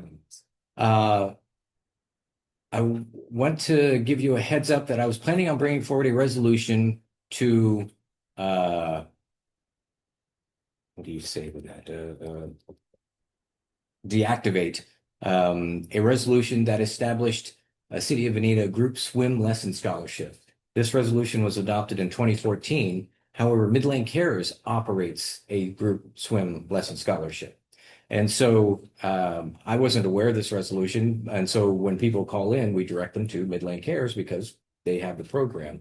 So I was going to propose to the city council at the next meeting that we deactivate this resolution so that there can be just one entity that we send that program to. It's the Jim Petty Scholarship Program. It's had its own funding. And they don't go without want, as far as I know. As far as they don't need additional funds, they don't. We take more. Well, I'm saying as far as need goes, there isn't a need greater than the ability, is what I understand. We have. It is important to remember, it's only for lessons, Yes, not for just swimming. which is what this resolution was, only for lessons. So it's a bit of a redundancy that I feel could cause some confusion.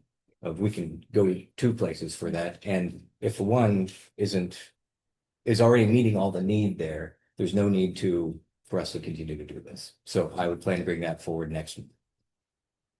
And then, If yes, we potentially like make a condition of that repeal that we donate that, like if Wayne cares, if it's already allocated appropriated, can we just?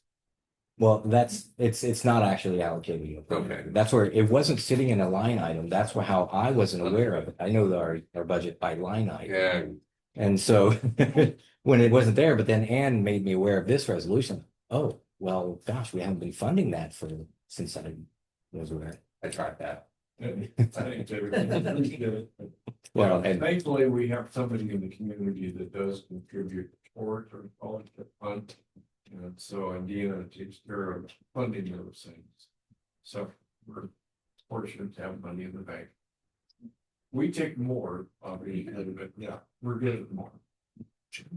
it's good to encourage the community to donate and not think that it just, oh, the city will handle it. It's good to work the muscle, the donation muscles up there. And then finally, wanted to make you aware that we are having a farewell party for Deputy Ken Clark. He's heading back to the main office, so this Wednesday in the afternoon. We're hoping around 3:30, but you never know with our deputies if they got called out or something. So if you would like to sort of float in the area and maybe stop by, you can, but I can't guarantee we'll be doing anything. But our goal is to basically wish him well on Wednesday afternoon sometime. Do we bring donuts? No, you don't need to bring anything. This Wednesday, 3:30. However, there is a meeting going on here from 2 to about 3:30, and then we'll probably get out for a tour.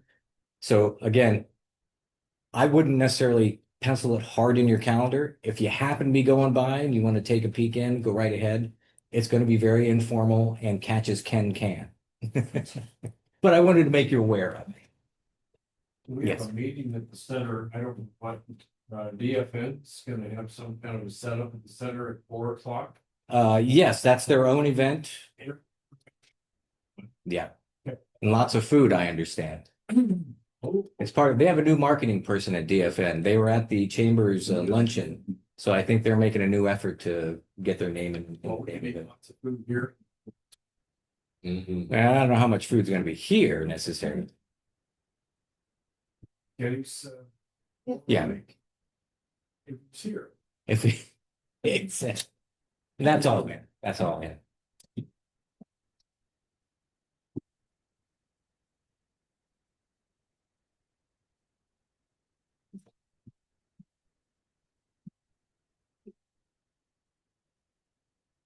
Any other? All right. Go to adjourn the meeting. Thank you. Awesome.